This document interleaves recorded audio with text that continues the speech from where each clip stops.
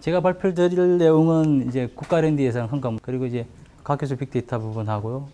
미래부 차원에서 이제 거버넌스 체제 구축하려고 하는 움직임들 그리고 실제로 이제 QCT 차원에서 이제 빅데이터 대응을 어떻게 하고 있는지를 좀 말씀드리고자 합니다. 먼저 좀 전에 보신 내용이죠. 이게 이만큼 국가 예산을 쓰고 있는데 전반적으로 이게 논문 특허는 이제 양적인 성숙은 어느 정도 돼 있지만 질적인 성숙이 많이 좀 부족하다. 그런 의미고요. 특히 이제 지식 효과나 확산 측면에서는 창출 부분에 대비해서 상당히 그 글로벌 혁신 지수에 비해서 많이 낮다. 이 얘기는 이제 투자는 많이 됐지만 거기에 걸맞는 성과가 또는 활용 자체가 되게 미흡하다는 그런 의미라고 이해하시면 될 것 같습니다. 보통 우리가 연구성과 하는데 이 개념은 그냥 나온 것은 아니고요.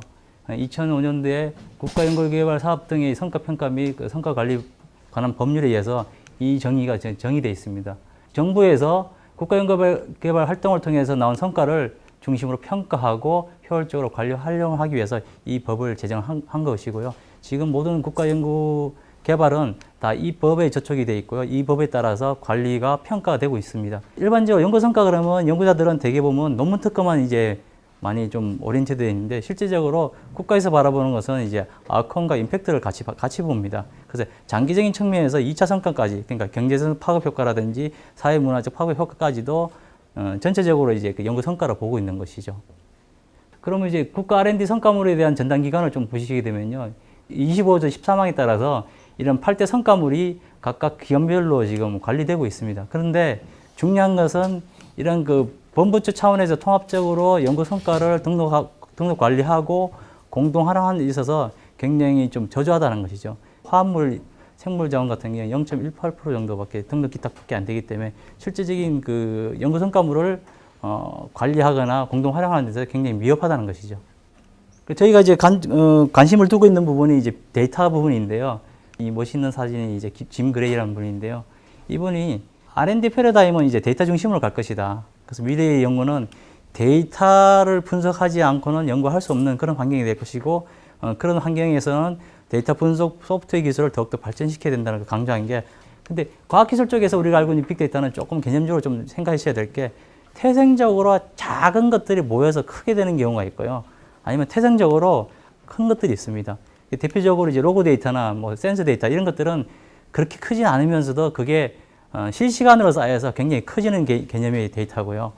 가속기 데이터라든지 그 위성 데이터, 천문 사진은 기본적으로 큽니다. 이것들은 그런 것 자체가 원래가 커져서 나온 이제 데이터들이 빅데이터로 보시면 될 것 같고요.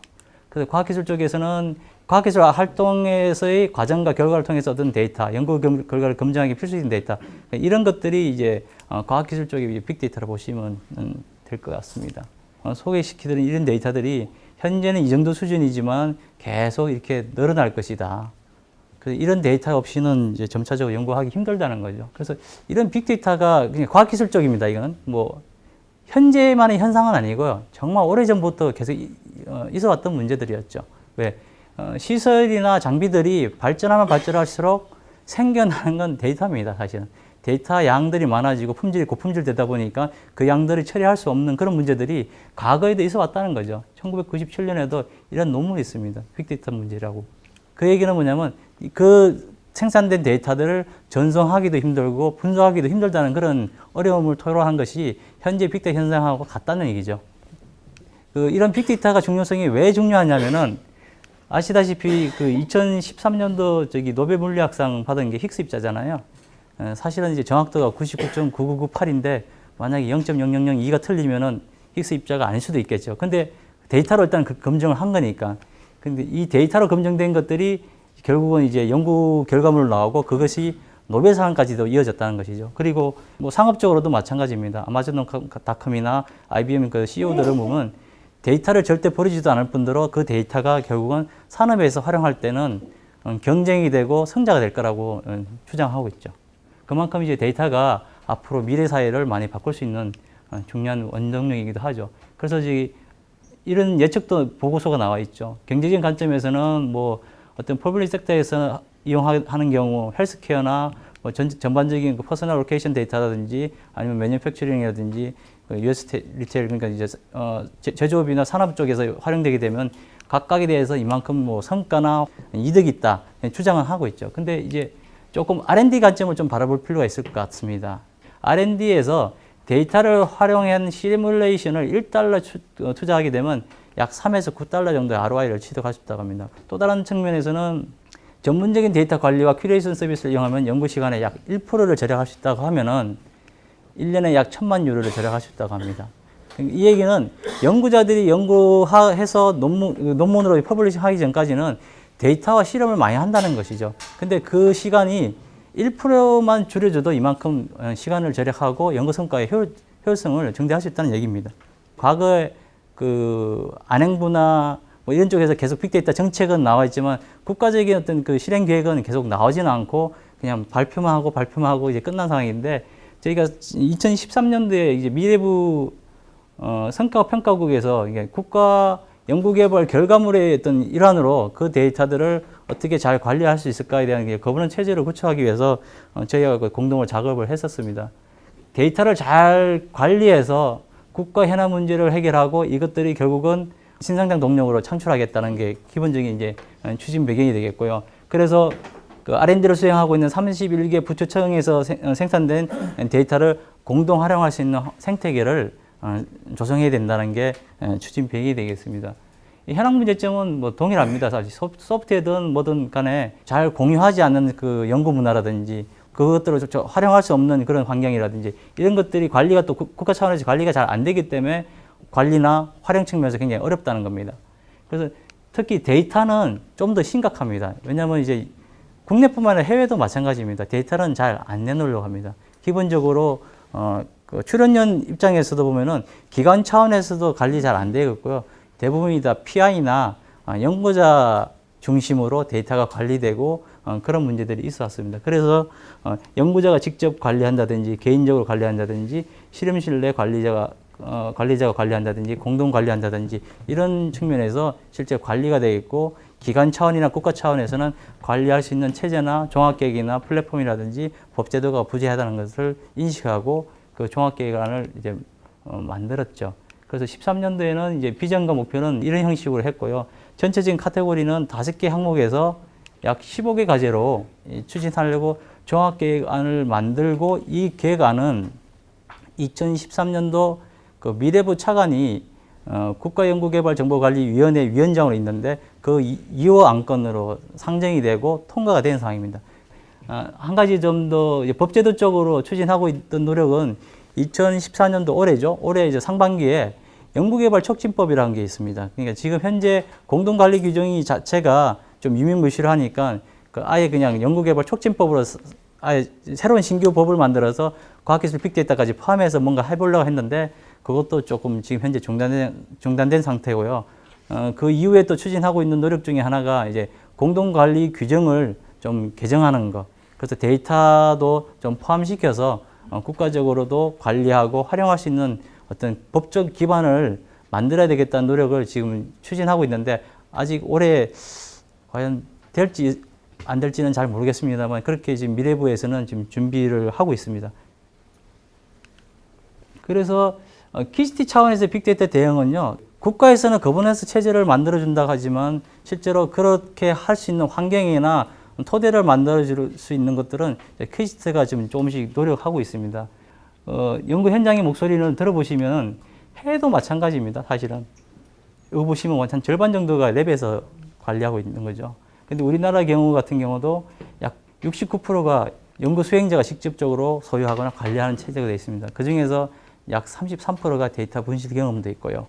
실제로 그만큼 데이터 관리가 미흡하고 데이터도 유실하고 있다는 그런 얘기인 거죠. 두 번째도 목소리가요. 폐쇄된 커뮤니티 내에서 공유한다는 거죠. 예를 들자면 이제 A 연구소에 있는 분이 B 연구소에 있는 김 박사님을 알면은 그 어떤 오픈된 그 채널을 통해서 하는 게 아니라 김 박사님 데이터 좀 주세요 해서 이렇게 주고받는 그런 이제 형태인 거죠. 그래서 그 커뮤니티 내에 있지 않으면은 데이터를 상당히 얻기 어려운 그런 상황이 되는 것이죠. 그래서 실제로 또 공유하지 않는 경우도 30%고요. 그 연구용으로도 활용하겠다는 게 33.6%고 그리고 제공할 의무가 있을 때만 하겠다는 게 30.2%. 적절한 대가를 지불한다면 제공하겠다는 게 이분들의 생각이라서 기본적으로 데이터는 다른 거에 비해서 굉장히 폐쇄적입니다. 그래서 제한적 데이터 공유와 활용을 하는 상황이고요. 어떤 경우는 데이터를 보면은 그 사람의 연구 성과나 연구 수준을 알 수 있다고 합니다. 그런 분야가 있다고 합니다. 그래서 그 데이터 자체도 오픈하는 걸 굉장히 꺼려하는 경우도 있습니다. 그래서 저희가 나름대로 종합적으로 생각하실 때는 데이터 자체 관리하는 그 툴도 필요하지만 그것을 활용할 수 있는 소프트웨어도 같이 개발해서 주면은 데이터 활용도가 그만큼 높아지겠다는 게 저희 생각이고요. 사실은 앞서 그 포스 패러다임에 나온 그 짐 그레이가 주장한 것처럼 앞으로 연구자들의 모든 환경은 데이터 중심에서의 어떤 연구 환경이 이루어지기 때문에 데이터를 활용할 수 있는 환경과 그 데이터를 또 분석할 수 있고 활용할 수 있는 소프트웨어와 결합할 수 있는 그런 이제 환경들을 저희가 이제 만들어줄 노력을 하고 있습니다. 그래서 가장 크게는 세 가지를 하고 있습니다. 이 부분을 지금 현재도 계속 지원하고 있습니다. 그리고 데이터를 공유할 수 있는 플랫폼을 저희가 개발하려고 하고요. 또 데이터를 활용할 수 있는 활용 기술까지도 개발해서 제공하려고 노력하고 있습니다. 그 중에 이제 몇 가지 사례를 좀 말씀드릴게요. 데이터 공유 시스템 부분은 서로 폐쇄된 상태에서 서로 주고받다 보니까 내가 필요한 부분들을 찾기가 어렵다는 거죠. 요즘은 이제 사회 현안 문제도 마찬가지인 것이 한 가지 데이터로 활용되는 것이 아니라 많은 데이터들이 결합돼서 문제가 해결됩니다. 뭐 질병도 마찬가지입니다. 질병도 예측할래도 단순히 그냥 질병 정보만 있는 게 아니라 유전자 정보부터 시작해서 임상 정보, 환자 정보 모든 데이터들이 결합이 돼야지만이 그 문제를 해결할 수 있고요. 그 재난재해도 마찬가지입니다. 단순 뭐 홍수만 보더라도 기후와 기상, 국토, GPS 이런 데이터들이 다 결합이 돼야 예측이 하듯이 이런 데이터들이 어딘지를 모르기 때문에 예를 들면 공유할 수 있는 시스템을 만들어주자는 게 저희 기본적인 생각이고요. 개인 연구자가 실제 관리하고 기관차에서 관리가 안 되고 있고 그리고 데이터 유출 경험도 있기 때문에 생산한 데이터를 잘 관리해서 다른 연구자들한테 공유할 수 있는 환경을 만들려고 합니다. 기본적으로 저희가 데이터 관리를 접근을 쉽고 편하게 하는 취지로 해서 저희도 포함해서 한 열 몇 종 정도 종수는 좀 많습니다. 근데 이 데이터들은 주로 실물 데이터라기보다는 약 그 메타 데이터에 가깝고요. 실제 이제 영상 이미지 데이터는 좀 인체 영상 정보 한 종 정도 되어 있습니다. 또 하나가 이제 연구자들이 주로 이제 데이터를 가지고서 연구를 하기 때문에 실제 데이터 중심에 뜬 과학을 하는 그 환경을 어떻게 만들어질까 고민하고 있는데 첫 번째로 저희가 어렵던 부분이 그 실제 도메인 기초 연구하신 분들은 그 전산 지식이 IT 지식이 좀 많이 부족합니다. 부족하고 실제로 또 어떻게 하면 더 빨리 또 개선할 수 있을까에 대한 고민 없이 내 연구만 빨리 나오면 좋다는 그 개념을 갖고 있기 때문에 저희 그 IT 전문가하고 이렇게 만나서 얘기해 보면은 용어적으로도 그렇고요. 커뮤니케이션이 되게 힘들었습니다. 그런 부분들이 좀 장벽만 해결되면은 상당히 그 융합할 수 있는 여건이 굉장히 많다고 보여집니다. 그래서 저희가 극지연구소하고 해양과기원 쪽하고 같이 지금 연구하고 있는 것 중에 하나가 위성 데이터를 활용할 수 있는 플랫폼을 만들어 주겠다는 것입니다. 저희가 그래서 수집 저장하고 분석할 수 있는 플랫폼을 만들어 주면은 이분들은 그걸 활용해서 분석하게 되면은 한반도의 어떤 기후 양상이라든지 아니면 한반도 주변의 녹적적 발생 경향을 연구하는 것들을 분석할 수 있다는 것이죠. 그래서 그 개념을 조금 더 설명을 드리도록 하겠습니다. 이거 나사의 위성 데이터가 오픈되어 있는데 그 모디스 파일인데 보통 이제 L0부터 L3까지 변환을 시켜줘야 됩니다. 근데 여기 지금 연구자들은 이 변환하는 모든 전체의 공정에 한 80% 내지 90%가 모든 걸 다 좌우합니다. 그러니까 1년 12달이 있다 그러면 한 8개월은 데이터 분석 전까지의 데이터를 만들어내는데 정신이 없습니다. 나머지 그 만들어진 한두 달 정도는 분석을 하고요. 나머지 한두 달은 또 논문 써서 퍼블리싱 하는 그런 수준인데 결국은 이 대용량 데이터를 처리하기 힘들어서 또 그런 방법을 잘 몰라서 기존에 연구해왔던 관행대로 연구를 하다 보니까 이 부분들을 저희가 좀 도와주려고 이런 그 플랫폼을 만들게 됐고요. 예를 들면 소규모 자료, 그냥 위성 데이터 한 1000장 정도 지금 이분들이 원래 하시던 방식대로 하게 되면 약 53일 정도 걸립니다. 전 지구적으로 하게 되면 약 500만 장인데 이건 72년간 정도 소요가 되고요. 이건 뭐 그 분석하고 전처리 하는 데만 그냥 몇 대를 걸쳐서 엔터만 치다가 볼일 다 볼 것 같고요.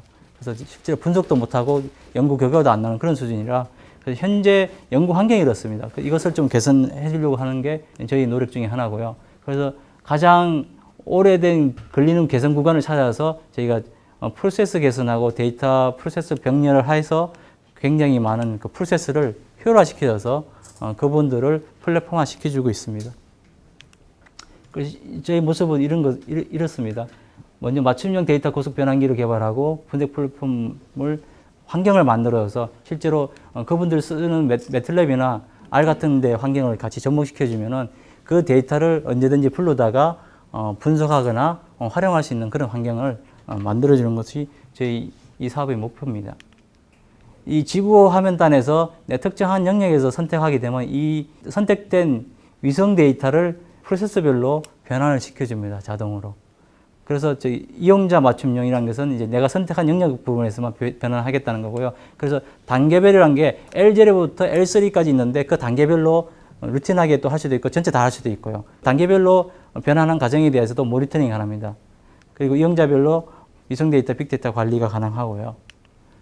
이거는 이제 R하고 연동시켜 놓은 건데요. 변환된 데이터들은 그냥 놔두는 것이 아니라 좀 오픈소스이긴 하지만은 어레이DB에다가 이렇게 저장을 시켜놨습니다. 왜냐하면 위성 데이터가 멀티디멘전 어레이형 유형의 어떤 데이터이기 때문에 거기다 저장시켜 놓고 데이터 큐브 형태로 해서 그때그때 쿼리로도 불러내기도 하고요. 아니면 특정 부분 영역을 선택해서 그 데이터를 불러낸 다음에 R과 연동해서 연구자가 분석할 수 있는 코드로서 분석된 결과를 이 화면단에 보여주는 이런 수준으로 지금은 1차 연도는 지금 개발된 상황이고요. 그래서 이제 앞으로 저희가 계속 할 부분은 지금 단순하게 지금 첨부만 했지만 각각 영역별로 계속 그런 영역들을 데이터 분석할 수 있는 환경뿐만 아니라 데이터를 그 분야에서 연구자들이 스스로가 데이터를 잘 관리할 수 있는 환경과 활용할 수 있는 환경을 잘 만들어주면 좋겠다. 키스티가 사실은 국가 차원에서 했던 그 거버넌스 체제를 만들 수는 없고요. 거기에 대한 이제 기술적인 준비를 이런 식으로 계속적으로 준비하고 있습니다. 현재는 올해 신문 좀 나간 것 중에 하나가 이제 그 한반도 주변의 적조 발견한 부분에서 해양과기원하고 같이 공동 연구한 것 중에서 위성은 좋은 것이 우리나라 천리안 위성 같은 하루에 8번 돕니다. 그 데이터를 실시간은 아니지만 준실시간 형태로 해서 그 데이터 바다의 어떤 환경을 이해하고 거기서 예측을 해주면은 좋지 않겠냐는 관점에서 저희가 계속적으로 연구를 하고 있습니다. 그래서 오늘 말씀드린 거는 사실 어떻게 보면 데이터 공동 활용하는 것도 있지만 저희가 이제 소프트웨어를 만들어서 그 소프트웨어를 공동 활용할 수 있는 환경까지도 좀 고려를 하고 있는데 지금 소프트웨어 연구소에서도 계속적으로 국가 R&D 결과물 중에 하나인 소프트웨어지만 모든 결과물이 그런 것 같습니다. 어느 정도 그 연구자와 국가가 서로 컨센서스가 이루어지고 성숙 단계가 되지만 공개와 오픈이 편해지지만 아직 예상치 못한 결과물에 대한 공개와 활용은 많은 지금 논의가 있어야 되지 않을까. 그래서 지금 제공하는 사람 측면에서 인센티브라든지 여러 가지 좀 제도적인 방안이라든지 마련이 되고 또 실제로 또 연구자가 자유롭게 내놓을 수 있는 그런 또 환경이 만들어져야지만이 이런 이제 공동 활용 환경이 잘 만들어지고 생태계가 성숙되지 않을까 싶습니다. 예, 감사합니다. 예, 수고하셨습니다.